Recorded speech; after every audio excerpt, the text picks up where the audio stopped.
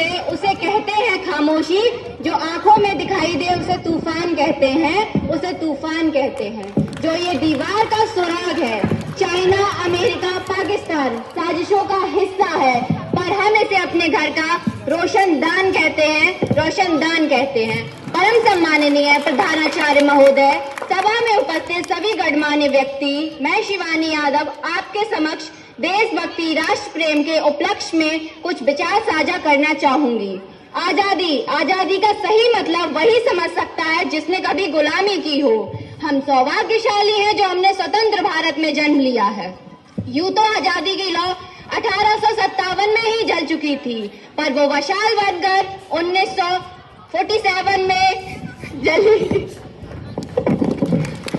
वर्तमान, मध्यकालीन, प्राचीन से उदाहरणों से मैं आपके समक्ष स्पष्ट करना चाहूंगी, जब हमारा देश फिरंगियों के फेरे में फंसा हुआ था, तब रंग बसंती के एक चोले की आवाज में टोले के टोले उमड़ आते थे और उनके खून में आने वाला 5-5 डिग्री का तूफान अंग्रेजी शासकों के पैरों तले तूफान ला देता था। 60, 65, 61 के युद्ध में अपना सुहाग गवा देने वाली औरतें, जब उनके घर के हालात ये हो जाते थे कि प्यार भी भरपूर गया, मांग का सिंदूर गया, नन्हे नौहलियालों की लंगोटियां चली गई, छोटे छोटे बच्चों की चोटियां चली गई। अरे बाप की कमाई गई, भाई की पढ़ाई गई। एक ऐसा विस्फोट हुआ, पता भी चला नहीं, जिस्म की बोटियां चली गई, जिस्म की बोटियां चली गई।